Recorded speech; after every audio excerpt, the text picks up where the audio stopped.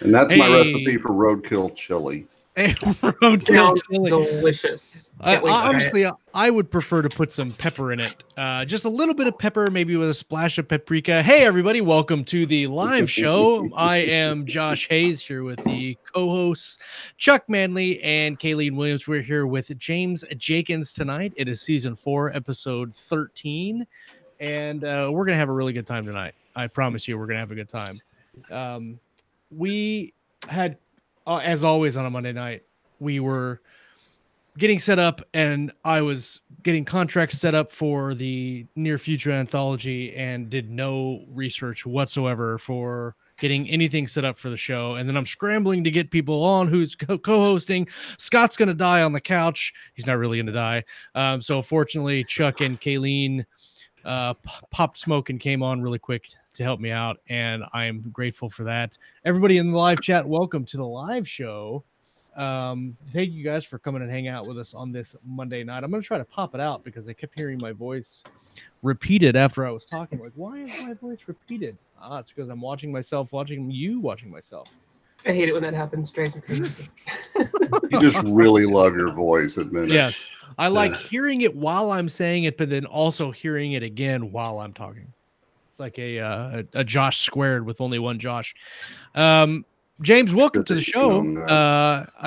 We talked a little bit on the pre-show about your writing and your books and covers that I really like. So we'll get to that here in a little while. But thanks for coming on. Thank you. If you would. Bard's already telling me to shut up. If you would, please introduce yourself and tell us a little bit about how you got started in writing. So I'm James Jakins. I write fantasy. I got started writing because it's the only thing I'm good at. Published my first novel in 2015, which is Jack Bloodfist Fixer. It's an urban fantasy starring an orc in a suit.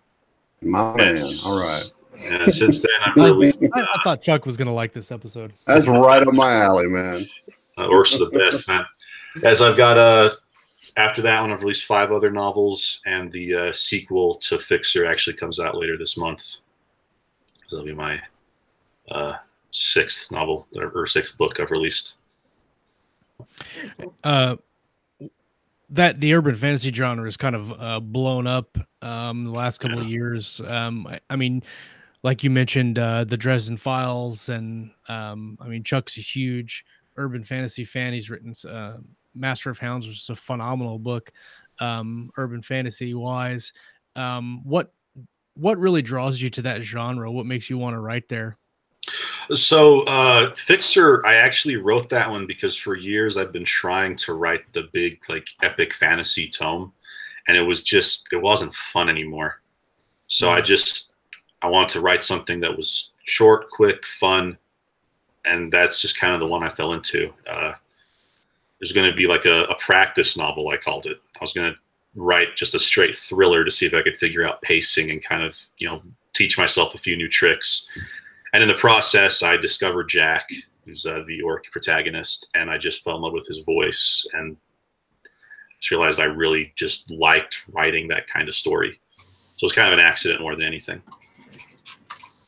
So I'm curious about what was it about writing epic fantasy that you didn't find fun? That's one of the genres that I want to break into from my writing. I'm a big middle sci-fi guy right now, and space opera. So I really want to make that switch into writing epic fantasy. So I'm curious about what about it made it not fun. I think it was one of the fact that I've been trying for so long, and I wasn't writing anything that I was completely happy with yet.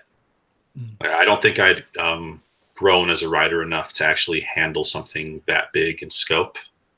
And so, like, I still write it now. I've my second novel, Son of Thunder, it's a short for an epic fantasy, but it's more epic fantasy, more traditional fantasy. But I think I just needed that to take that step back away from the genre. I've been writing it for probably since I was 15, and that was just too much tunnel vision, basically. So the change of scenery just was more fun. That's exactly why I started really focusing on these short stories.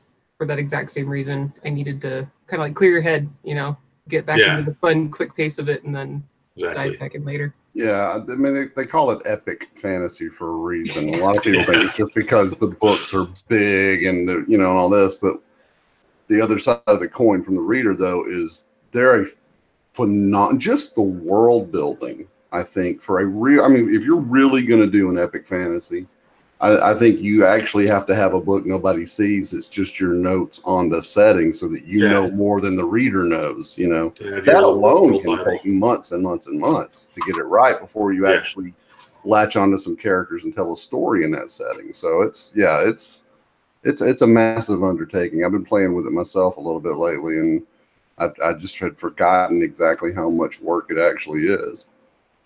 Yeah, and depending on your approach, I mean, like you said, everything's big about an epic fantasy, right? So that's why I like urban. You got one city.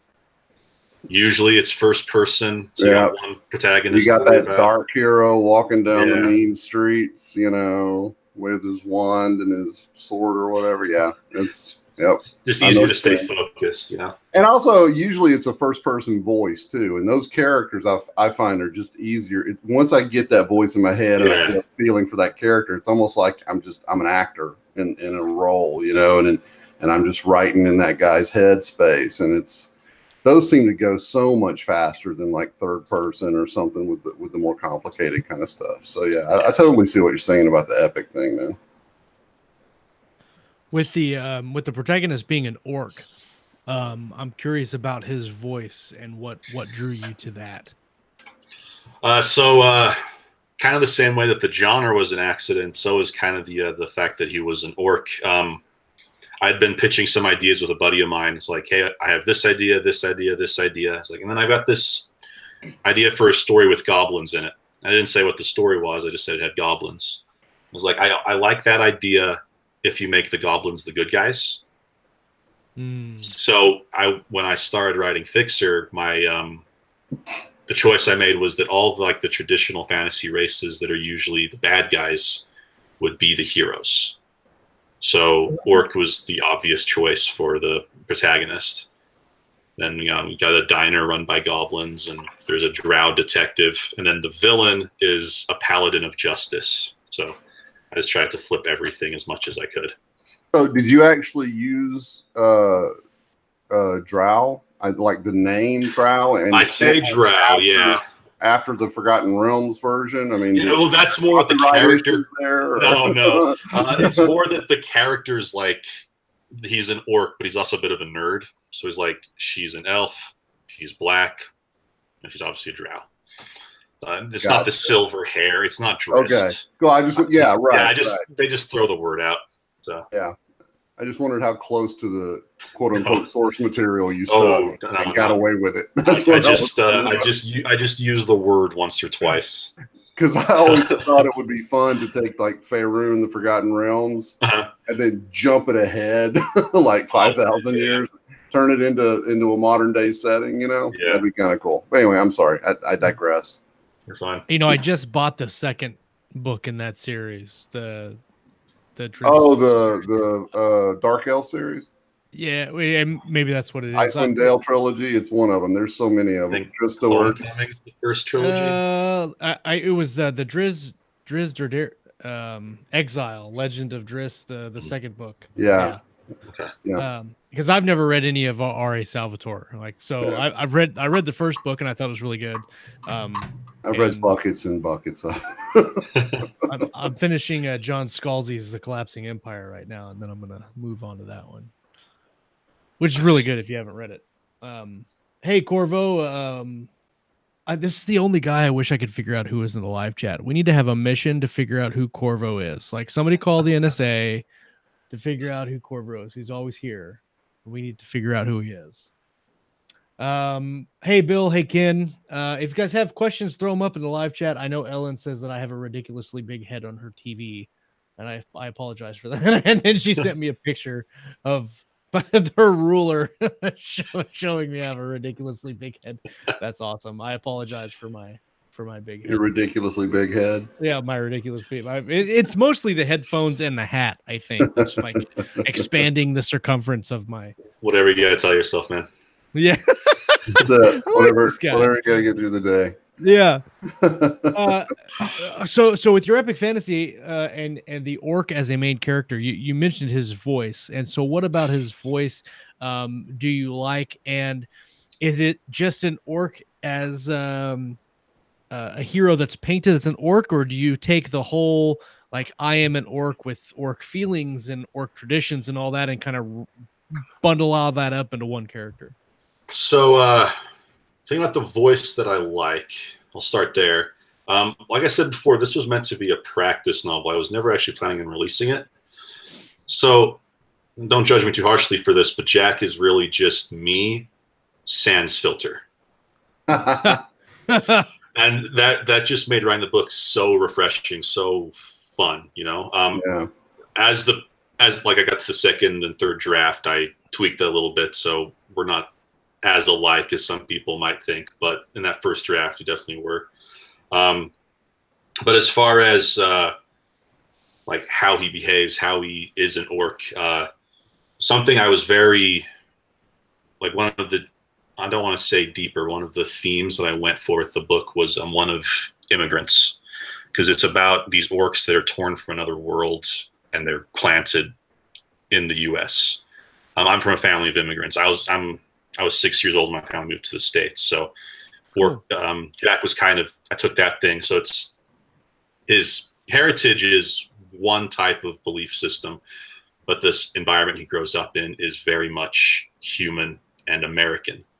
So he's American. He acts like his job is to blend into human society, and he does that well enough. The way the orc kind of comes in is when one of his cousins died, is it's like, oh well, he was kind of a jerk anyway. So it's a little less empathetic, but for the most part, I have had some readers point out that they feel he might be too human and not enough orc. But the reason for that, not to be an apologist or anything, is that he was raised in human society, and that kind of reflects a little bit. No, I think that makes perfect sense. Yeah, absolutely. It definitely would. I mean, yeah, the whole nature nurture thing, Yeah. No, I like that idea. So hit the nail on the head then. Well, honestly, people are going to complain about everything. I mean, right. He's carrying around an axe. Okay, he has an axe. He's enough orc, I think. He's carrying around an axe. Check. So you mentioned too the epic fantasy you've been writing the Knights of the Dead God, and then you're writing a sequel to that, which is a shorter epic fantasy. So talk a little bit about that, because even in the description you have the half orc Gortusk. So there's a common theory. The Knights of the Dead God is actually a spin-off of Fixer. It's I wanted to write like a sword and sorcery type novel, and that's kind of what Knights is. It's smaller. But in Fixer, I introduced a few characters, and one is Micaiah Gortusk, who's a 6-year-old half-orc girl. She's Jack's niece. And then with her in Knights of the Dead God is a man by the name of Arthur Shields, who is actually the antagonist in Fixer. So something happens where the two of them, kind of it's a portal fantasy / sword and sorcery. The two of them are pulled off Earth and drop back on the world where the orcs originally came from. And my inspiration for that one is it's John Wick meets D&D. I like it. Arthur back in that world was basically the boogeyman, and so now it's him with this 6-year-old half-orc girl that just like a year before he'd been trying to kill, and he's taken it upon himself to protect her and try to get her home. And that's kind of what that book's about. It's a cool idea. Thank you. That is, yeah. It's like, hey, so I'm gonna turn everything up on its head, and then I'm gonna turn it right back up on its head, but with the rules from the first upturning of the heads. It's awesome. Yeah, pretty much. It's a short book. You're kind of doing a double portal fantasy almost. Yeah. You're porting the orcs into our world, and then we're porting them out to their world, and like a back and forth. That's neat. I like it. It's cool. Are you going to have the tracks of the two series kind of align with each other and then kind of come back together? What are your plans for that? A little bit. The Knights of the Dead God and the books in that series, I plan them all being fairly short. And when it's done, I do kind of plan on having the characters kind of just slot back into place in the original series as best I can, if I don't break it too much before then. But the characters need to do what they're supposed to do.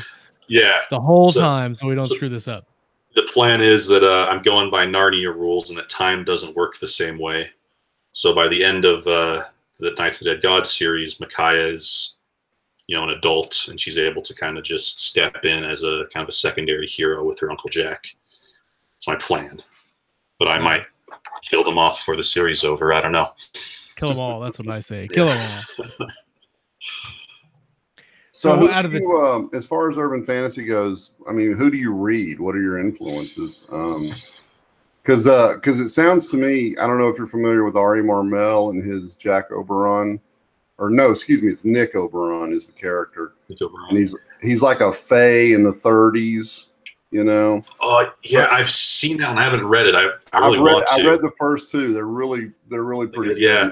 But it sounds very similar to what you're describing. I wondered if you'd read him, or who do you read for inspiration? I'm gonna be honest. Before I wrote Fixer, I hadn't read much urban fantasy. I just knew it was a genre. Right. Since then, I've read, obviously Jim Butcher, Kevin Hearn, kind of the pillars that everybody reads, right? The tent poles. I got you.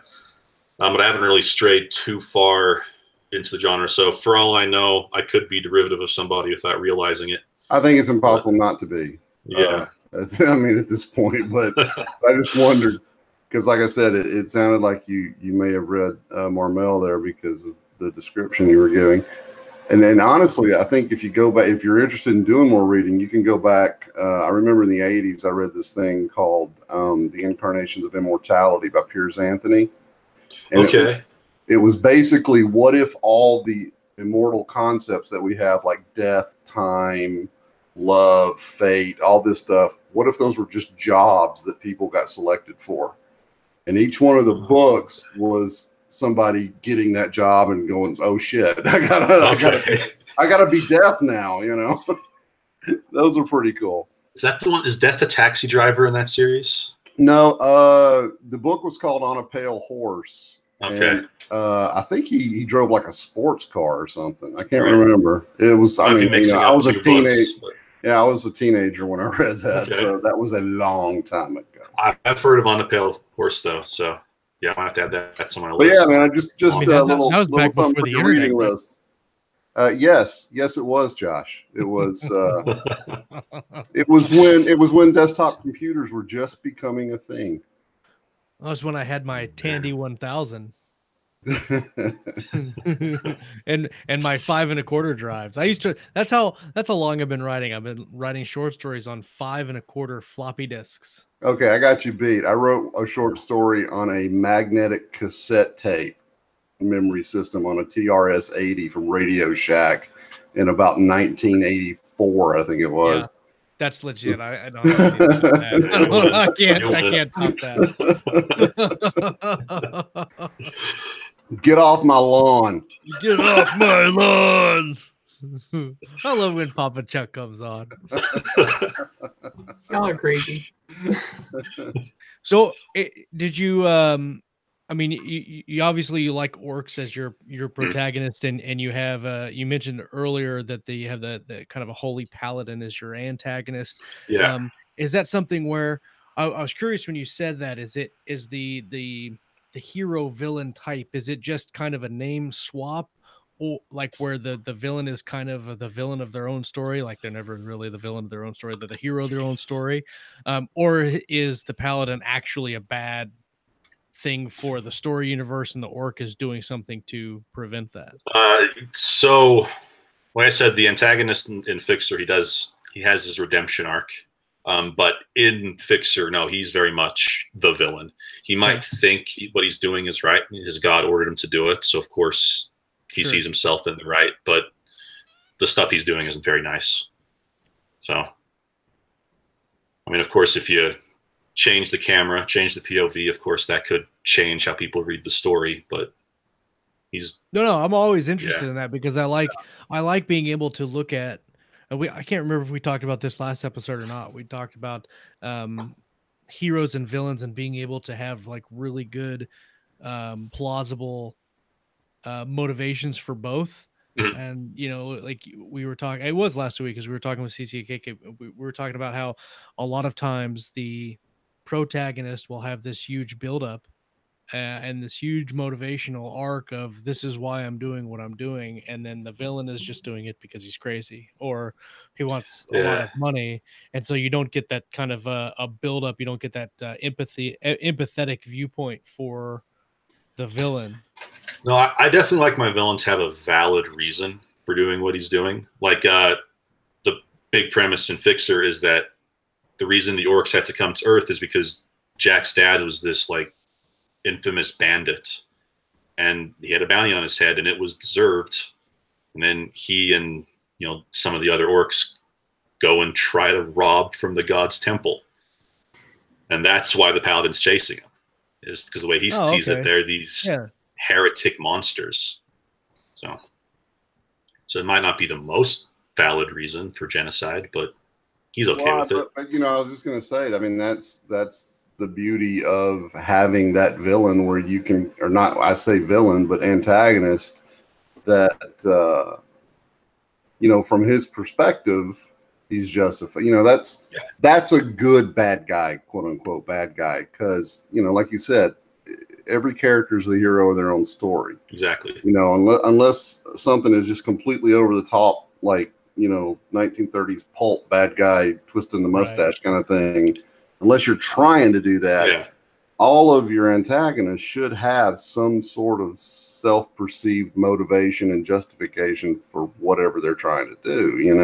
Even if they're trying to take over the world, they should be doing it because they think they're better off in charge. They can do it better than everybody else. They can do a better job than everybody. I mean, that's and I love that you've got that. This is my holy duty kind of angle to it, right. Because a lot of people would probably think, well, I mean, it's kind of like Thanos, Yep. Yeah. It was a crappy way to handle population control, but it's a legitimate issue. On the one hand,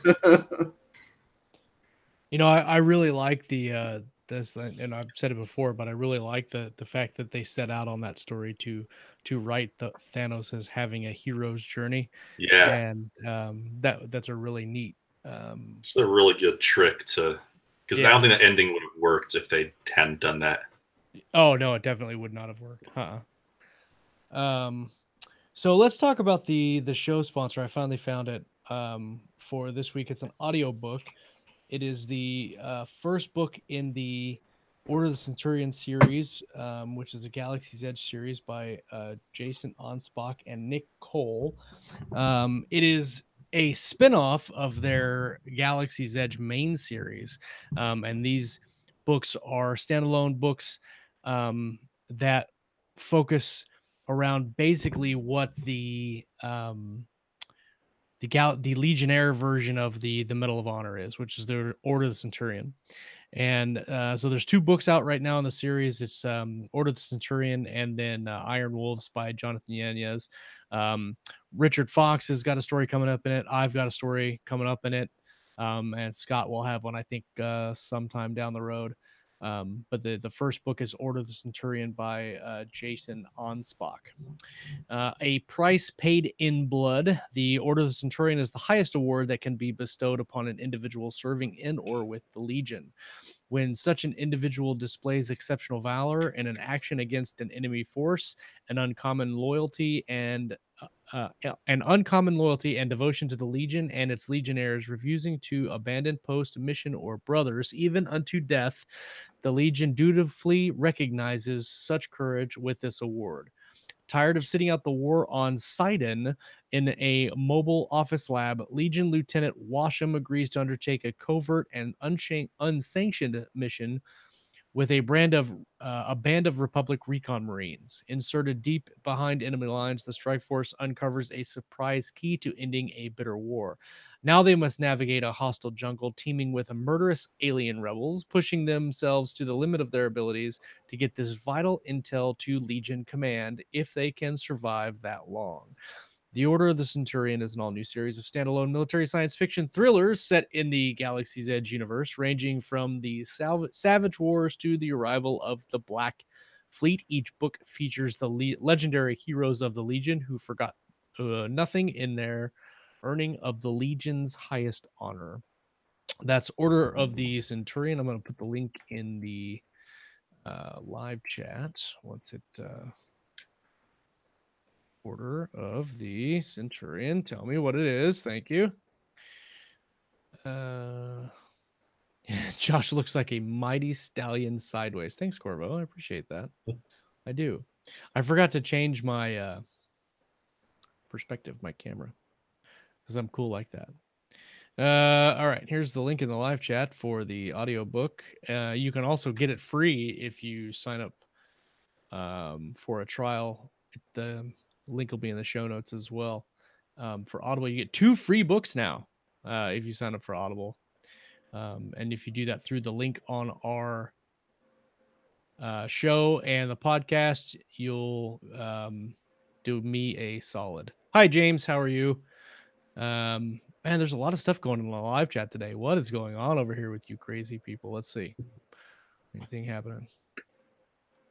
I don't see any questions yet. Everybody's going back and forth with their general shenanigans. So we'll continue pressing right along with the show. And what we like to do with the back half of the show is talk kind of about your process in writing and how putting these stories together happens for you. I know writing a series from beginning to end, a lot of people will just kind of sit down and go with it and write. A lot of people will pants, a lot of people will plot. And I have to think that if you're doing 2 series that are kind of side by side, you have to do a little bit of plotting with that. So I'm curious about how you're working that. So for the Jack books, I hadn't really planned on doing a sequel when I wrote that first draft. Then when I finished it, I just had the idea for this kind of meta plot. And I decided I added some stuff in to kind of leave it open for more. I added a framing story. And from the beginning, that series is always going to be 4 books. I don't know everything that's going to happen in the books, but I know what each one's about. I know the general premise. I'm in the Knights of the Dead God. That series I'm calling Broken Redemption. It's going to be 7 books. And that one I've got the the basic story and premise of every single one of those planned out as well. So I might not know who all the characters are going to be in each book, but I know what's going to happen in them. I know where they start. I know where they end. I just get to have the fun part of filling it in. So that brings us to the penultimate question of pants for plot or something in between. How do you handle your situation there? So for every new book, I always do an outline, just because then I feel more confident going into it. And then usually by the 3rd or 4th scene, it's gone. Yeah. I just trust myself to get where I need to go. Just a little something, a general direction to head before you get lost. Yeah. I don't feel confident enough to actually start that first chapter until I have an outline. And I kind of treat the outline like my first draft. That's me telling myself the story I think I want to tell. Then when I actually start writing, it's like, oh wait, no, this is garbage. Let's go this way instead. What's an average writing? What's that? I was going to say, what's an average writing day look like for you? I mean, how many? Do you shoot for a certain word count, page count? Word count. I try to get on days when I actually write. Usually it's every day. I try for every day, but sometimes I got to give myself a break. I usually try for at least 2,000 words a day, and then more on the weekends. Okay. Fixer tools. I use Scrivener, and I got a cork board on the wall behind me for when I am really trying to outline. I don't do much research. That's why I like fantasy, but I usually have Google open so I can what's this part of the sword called, type thing. I don't know how many times I've done that. The other day I was writing. What was I doing? I was writing something about a horse, and I didn't know what this part of the horse's face was called. I'm like, is he touching the horse's nose? Like, what is he doing? Like, you know, the forehead, when he's scratching the forehead, it's like, is he scratching the forehead or the eyes? So I had to Google that, and I felt really stupid. Like, what is it? It's well, this is the muzzle, and so this is basically the bridge of the bridge of his nose, basically, like the little bony part here. Yeah. Is that the technical term? It's the bridge of the horse's nose? I don't know, but that's what I used. Okay. Now I realize I don't know. But that's why I felt really dumb, because I went through like 6 different Google pages going, like, trying to figure out what this thing was called. And I don't know, I wasn't typing in the right search term or whatever. But I finally came to the conclusion, I'm just going to call it the bridge of the nose. And if people don't like it, they'll tell me. And then I will know after that. Henceforth, we will know. No, for the next one. Yeah. You just call it the on that note, it's kind of fun sometimes if you're writing in a first person perspective, you know, that, like, if you come to something like that, let's say it's a sword and you don't know what the little cross piece is called, you know, and then just say the character, you know, for some reason the character might not know that. Yeah. Actually write them going, you know, that little cross piece thing there. No, I actually I do that in Fixer. Yeah. You know, I think stuff like that is fantastic in those kind of point of view pieces. Yeah, I've got a scene in Fixer where Jack's like describing the environment, and he gets to, like, he's in the woods and there's all these trees everywhere, and he like starts guessing at what kind of trees they are. Right. It's like, they're trees. They're just trees, guys. Yeah. Don't ask me what kind. I've got a space opera series that I wrote, a lot of it in first person, and one of the points where I'm talking about how the space travel works, you know, the character's a pilot, and he's like, well, this is the general gist of it, but don't try to dumb me down on the details because I'm a pilot, not a damn engineer, you know. That's a great way to hand wave your space travel. You don't have to get into the science. I love that. Like from miles away, just bye. Yeah. And you know he's gonna get a review on Amazon that's like, that is not at all how that works. I already have. Some guy telling you that's not how space travel works because he knows. I mean, this is the most like Indiana Jones in space kind of thing. You know, tons of hand waving. I call it a good old fashioned space adventure. I in no way market this as like hard science or anything like that. And sure as hell, like the third review I got was like, well, the science isn't really described well and doesn't hold up. And I'm like, no shit. Did you even bother to look at the description? Corvo says in the chat, he says, that's not how blasters work. Oh, he rejected it. Oh, he took it out. He that's not how blasters work. I was thinking the same thing, and I'm like, wow, actually, the diamond resolution for the lightsaber is actually 0.5. You're like, shut up! It's a lightsaber, you idiot. It's not real, dude. I was running a Star Wars role playing game at a convention one time, and I had 2 guys at the table I didn't even know, and they just like got into it about lightsaber engineering. And I was just like, guys. Bless you, Willow. That was Bram's. Oh. I can't believe you heard that. That's funny. No, but it's true. What's crazy is that you'll read like hard sci-fi, like that's branded as hard sci-fi, like The Martian is kind of a hard sci-fi thing, right? But even that is not within the realm of possibilities for years and years and years and years.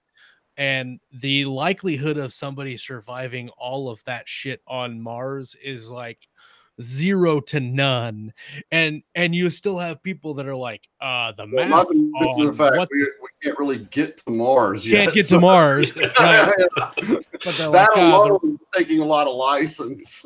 The Rich Parnell maneuver was off on its math by 3 degrees because a percentage point over here didn't match up with the pi of whatever. And I'm like, shut up.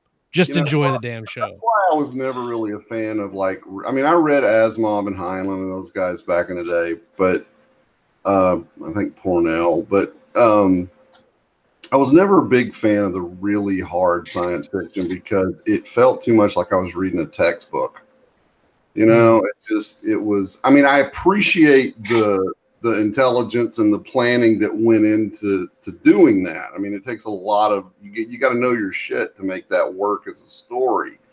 But they drag on, and it's, you know, I mean, it was like sitting through a lecture in college or something. It was just, I could never really get into this. I like the stuff that was fast and plot driven and had fun.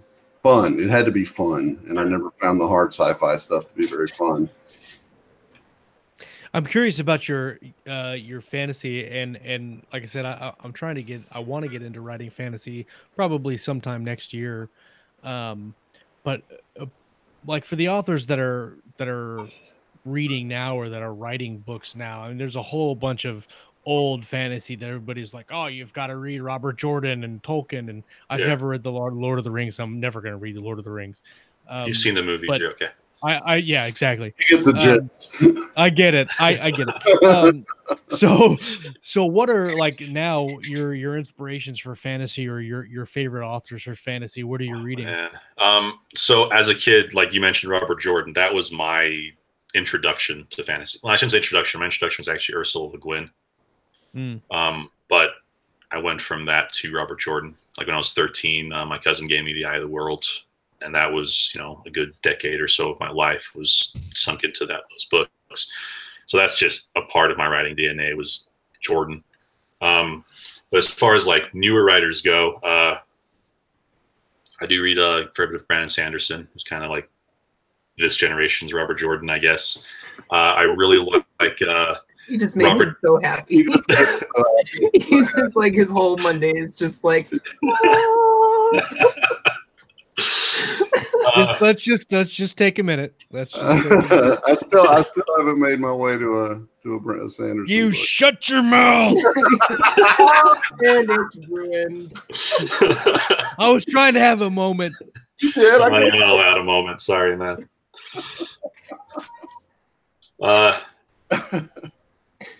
So, who else? Robert Jackson Bennett's one that I would recommend for almost anybody. His Divine Cities trilogy is just brilliant.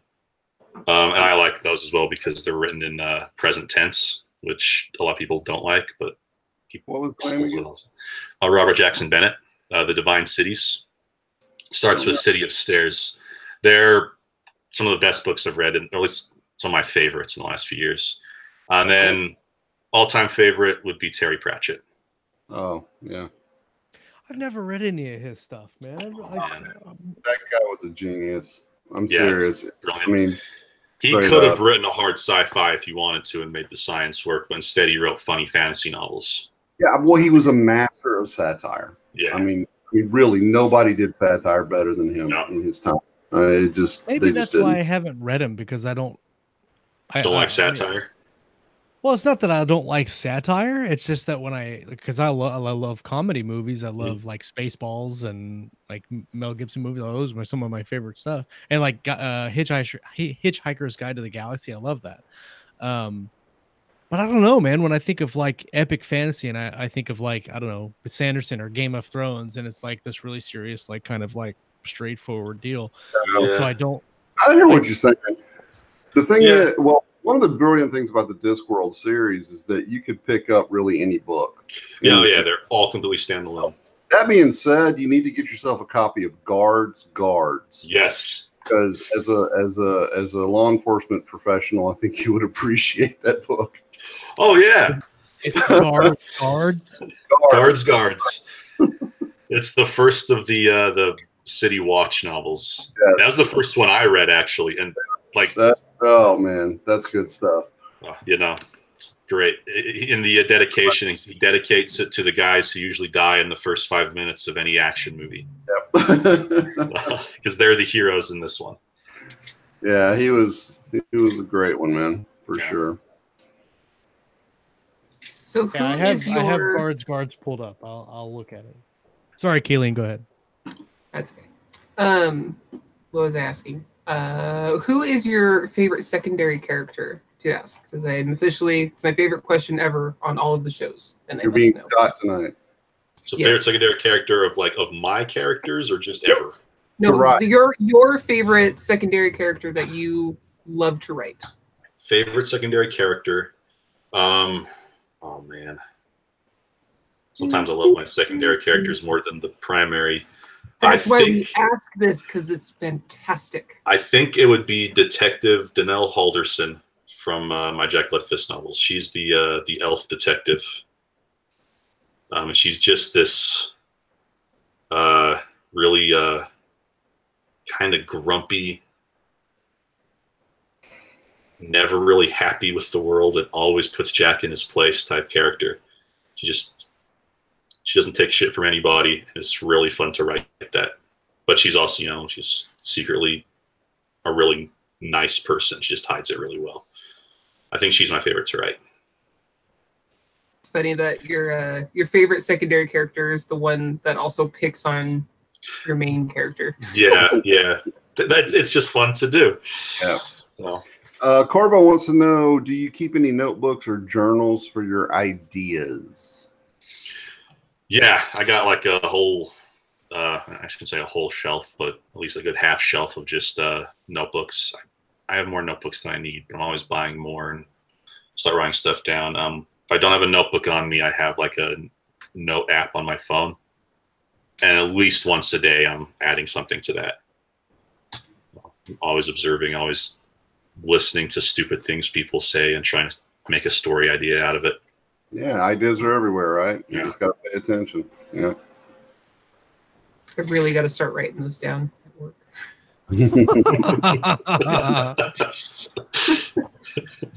Yeah, you do, actually. yeah. I like having notebooks for each story project that I start. Like I have tons of yellow legal pads all over my office that are just filled with random notes. But if I know I'm going to start a specific novel, then I go and get a new one of those moleskin notebooks. All right. Do you color code based on the type of story you're writing? No. Okay. I do kind of go back and forth between like a number 10 pin and a number 5 pin, depending on like how fast or cursive I want to write or how small I want to write. I'll bounce back and forth between that, but I try to do all of that. Like I've got my notebook for Edge of Valor is probably the biggest notebook I've got. When I say biggest, it's still a moleskin, but a lot of them get to like halfway and then the story's done. And I'm like, I'll just stop. I'm not going to write any more than that. I'll just You're way fancier in your notebooks than I am. I just do the spiral bound, school time comes around, you get like 50 of the bitches for 10 cents, right? So I have an entire dresser drawer filled with different colored college ruled. Has to be college ruled though. I have so much paper. Look, this is the next Pikmin Files thing. It's on a Clippy on my whiteboard over here. Oh, I got those all up along my thing. This I've got special pins that never can move. Fantasy series that I've started working on that I'm talking to somebody about. Nice. And this is the Brace Cordova book I'm working on. So, it's like I've got like the classic cluttered desk just full of ideas and things. Yeah, I've got like all my notebooks, all my note papers, all just around. They say writers tend to have messy minds, cluttered minds. I think that sounds right. Oh, wait, here it is. Oh, it's got paper on it. I've got paper on my paper. So this is something I'm now currently. So here's one of my lovely spiral notebooks. They're the best because then you can still make them flat. Yeah, sometimes that is if you have to get the nicer moleskin ones. If you get the cheap ones, they don't fold over really well. Yeah, I hate that. That's why I just get the 10-25 spiral down.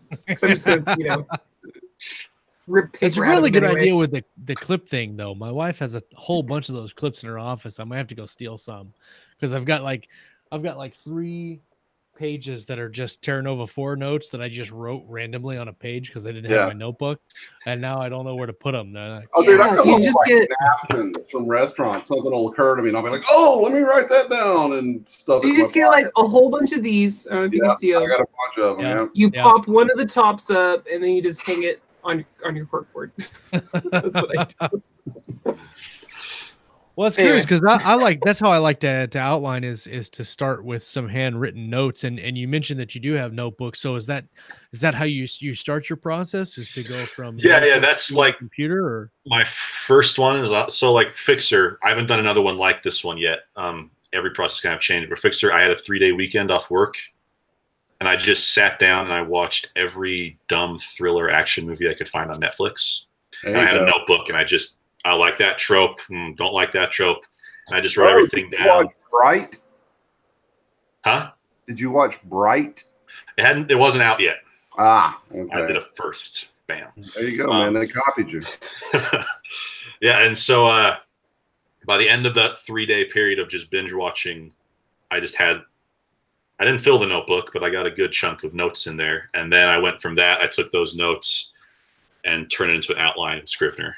Then I wrote that first draft. So yeah, sometimes I don't get more than 2 or 3 pages, but I always start with the notebook, and it just gets the ideas moving.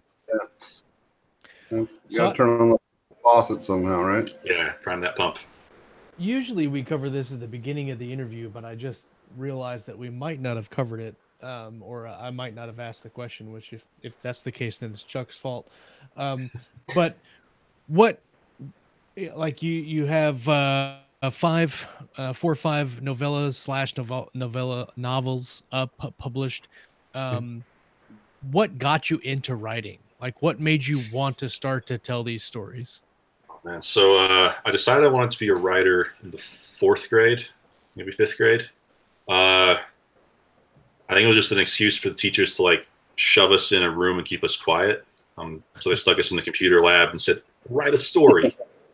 And I wrote some garbage about some kids like in a rollerblading race against monsters. And then we all read it to the class. So we each read our story. And our TA at the time liked my story enough that she wanted to take it and show it to her professor so he could publish it in some book about like children's creativity or something. I don't remember exactly what it was. But there was that moment of like someone telling me, "You're really good at this." And it kind of just like stuck with me, and I just wanted that praise again. So it's always been my goal was to be a writer ever since then. So when I got to the point later in life, it was like, I said I was going to be a writer, and I haven't really tried that yet. And I, got a word processor and started writing.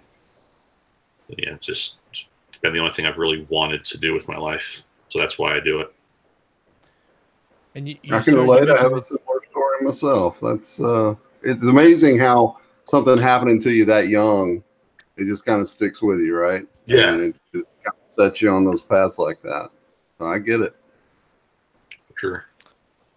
You mentioned that you started writing epic fantasy, and then you kind of got tired of it and moved to urban fantasy.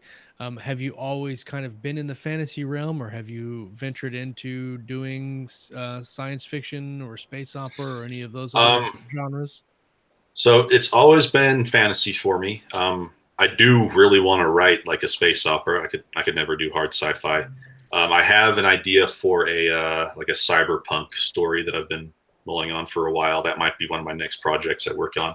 So I do plan on branching out. It's just that fantasy comes, the easiest to me. Yeah. I feel you there. Yeah. I'm the same way.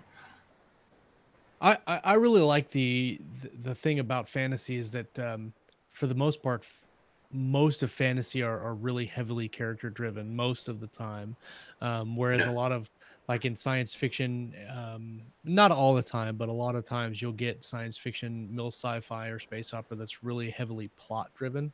And then you might not get cardboard characters, but you get placeholder characters that could really just be interchangeable with different things. They're just there to like explain why the cool thing is happening. Right, exactly. Yeah. And I am sure that there are fantasy books like that, but the fantasy books that I have read have been really in depth in their world building and their character development, which I really like those type of stories. So that's why when I read, I kind of read towards the fantasy. And I say that not having read Jim Butcher, and everybody says that Jim Butcher is the best urban fantasy writer. But I haven't ever read him except for the Aeronauts Aeronauts Windlass, Windlass. Yeah. I which haven't read that one yet. I really enjoyed that that series. I think it's the Cinder Spires, and so I liked his writing. So I really should kind of go and check out his other stuff. But man, my TBR is so big right now. Like, yeah, I get that. Really like the Galera too, I think. So you mentioned that you wrote your story before Bright. When Bright came out, did you make comparisons to the story? Did you change anything about it after you've watched Bright? So the book had been released already when Bright came out. I had really hoped it would boost sales a little bit. Didn't really do that, unfortunately. But I did get a lot of people that read the book and then would start leaving reviews comparing it to Bright, and usually in a fairly positive way. I was just really excited that there was there was a really recognizable IP out that had worked front and center. Yeah, because I'm really growing. I've grown to really love orcs as just as characters. I'm really excited every time I see a new book or a new movie that's the hero's an orc. I just get really happy. So I was. Are you familiar? What's that? Are you familiar with the Monster Hunter International series? Yeah. I've read the noble orcs and the trailer park elves and stuff. Trailer park elves. Yeah, I loved the reveal of the orcs in is it the first book where that's revealed? First or second? I can't remember. I guess the first, but that one made me pretty happy. I like the orcs in that one. They're how much they love metal. Yes. That's another series I need to read too, is Monster Hunter. I've got the first one on audio. Josh. Dude, I know, man. I know. I am the slowest damn reader in the entire world. Yeah, but you're also a listener though, right? Yeah, but I put off books I put off Mistborn because I didn't want to read a heist story. And so the same thing, I put off Terry Pratchett because I don't want to read a comedy, which I'm probably missing out on some of the best books. You're missing out by not reading Terry Pratchett. I'm telling you. But what you were saying about orcs and those stories, I really hope that we're starting to see a little bit coming out with this new the new anthology on Netflix with the computer animation that it's just so phenomenally done so well that I hope that we get to see a lot of these stories kind of come to life. I mean, Warcraft, the movie was, say what you want about the movie, but I thought that the animation and the cinematography of that movie was fantastic. And so I would love to see a lot more of those type of movies where we can see orcs and see elves and goblins and that kind of thing, and really do it without having the Star Trek the original series kind of oh my god, they look so horrible. Yeah, stupid. No, if Netflix did want to do a Love, Death, and Orcs, I would definitely throw my hat in the ring for that. So, what's crazy is that I didn't realize this, but Peter F. Hamilton had a story in that anthology, which is the first one. It was the monster cage fighting one. That was Peter F. Hamilton. John Scalzi did 3 of the stories. John Scalzi did the 3 robots and the cats. I don't remember. Okay, that actually makes perfect sense. Makes 3 robots. I actually saw that one, and that I didn't know that one's great. That does make sense, though. Yeah, perfect sense. Yeah, he did. I feel like I need to watch this Love, Death, and Robot thing. Oh, you definitely do. Apparently, I have no idea what you're talking about, so I'm just smiling. Don't watch it with Willow.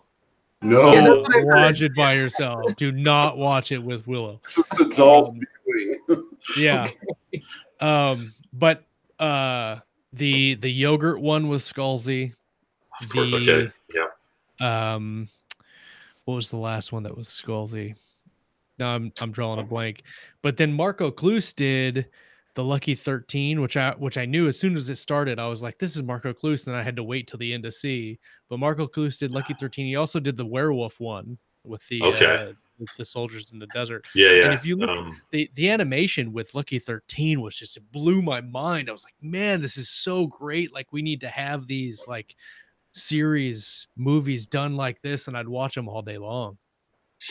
I got to finish watching that. Oh, it's great. It's I really mean, good. My grandkids came to visit, so I had to like tone down my viewing. Yeah. Well, I mean, some of them are not. Yeah. Yeah, and these are definitely not Scooby-Doo. No. Some of them were okay. Some of them were like meh.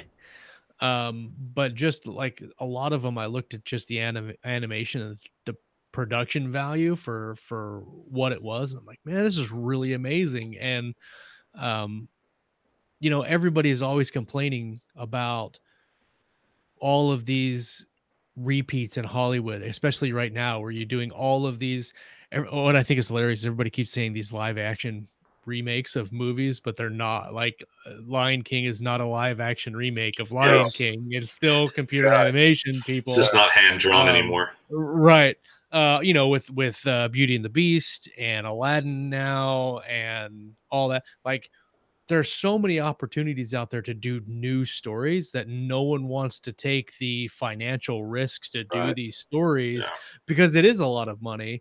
But then you look at these projects here where you're doing short stories and the computer animation, and it's still expensive, but the budget is not nearly as big as like a big blockbuster James Cameron film.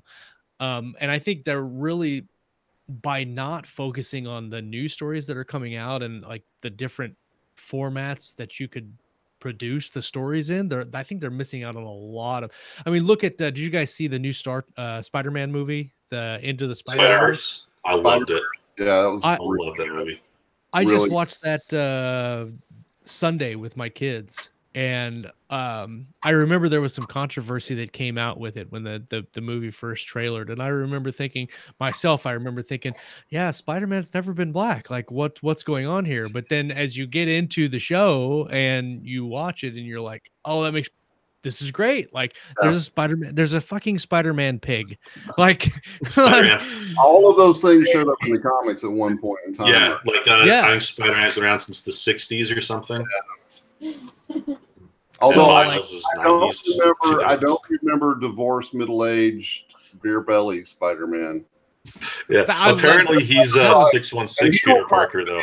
Yeah, that's my favorite Spider-Man. Is the middle-aged Spider-Man.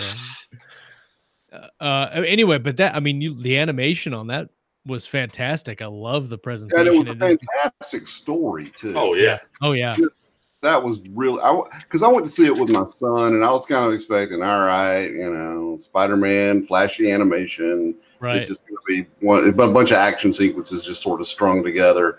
But no, man, I was very pleased with that, with the way they told that story. Yeah. My daughter kept asking me, why is Kingpin so big? Like, he's ridiculously big, and I'm like, I don't know why. That's just how they drew him. I don't know. Really stylized. Yeah. Well, we are coming to the end of the hour, and as always, it's been a fantastic show, and I'm really glad you got to come on and hang out with us. Thank you for having me. It was great. Do you have social media contacts or website that people can find out more about you? Yeah, my website is jamesjakins.com. That'll take you to the blog that I update sometimes.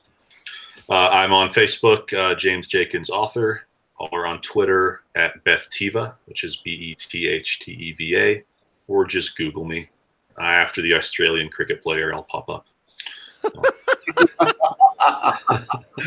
I like that you know that. I feel like I should Google myself to see. I Google myself way too much. Don't do it. Yeah, and my newest book, Jack Bloodfist Freelancer, releases April 21st, and it's available for pre-order now, anywhere ebooks are sold. Fantastic. Thank you. Yeah, I always Google myself and I get there's a dirt bike motocross racer whose name is Josh Hayes.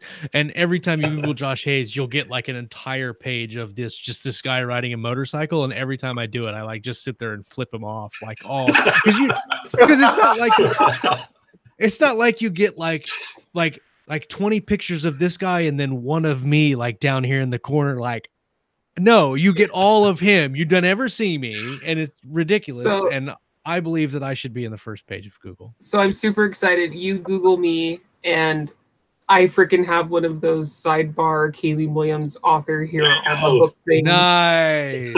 Yes. Nice. Willing, winning. Facebook, Amazon, Twitter, Goodreads. Quick, everybody go and Google themselves right now. Do it. But thank you guys for coming and hanging out with us. Everybody in the live chat, thank you guys for hanging out with us on this Monday night. As always, it's a great time in the live chat. If you're listening on the feed, come and hang out with us Mondays and Thursday nights. What are we doing Thursday? Let's see. We have, oh God, she just told me, person of the thing that we're going to talk about. This crowdfunding guy, isn't it? Yes. Is it crowdfunding or marketing? No, John Delarose. John Delarose. Okay. Yeah. John Delarose, a crowdfunding. Next week, we're going to have Joshua Gayu on live. And the week after that, we'll have Andy Peliquin. We're really packed up. Larry Correa and Casey Azell is going to be on at the end of the month talking about Monster Hunter. Maybe I should read it. That's probably a good idea. Yeah. Yeah. Hey, Oliver Wyman does the audiobooks for the Monster Hunter International Series. Same guy that did Make Me No Grave. Oh, yeah. That's in the inclination. And he does a fantastic job. I'm definitely going to pick that up then. All right. Cool. Well, we'll sign off with that. Thanks, everybody, for coming and hanging out with us. James, again, thank you so much. Thank you. For Chuck Manley and Kalene Williams, I am Josh Hayes. We have been live. I said both the names right that time. Kalene, I know that's why you're laughing. Look. When I'm doing my sign-off, we have no shenanigans when I'm doing the sign-off. These are rules. I'm not doing anything. Only shenanigans down here in my corner. No, the only shenanigans are allowed to happen at the beginning of the show and not when I'm signing off. Which reminds me, if you have not liked this video, then you're wrong. You need to like it. And then subscribe to our channel. Follow us on YouTube and on Podbean and iTunes. Come and check us out on Facebook at Keystroke Medium. Thank you guys for hanging out with us. We'll be back next week. We're going to talk about some reading. We're going to talk about some writing and, of course, everything in between right here on Keystroke Medium. Peace. You guys have a great Monday. Bye. Bye.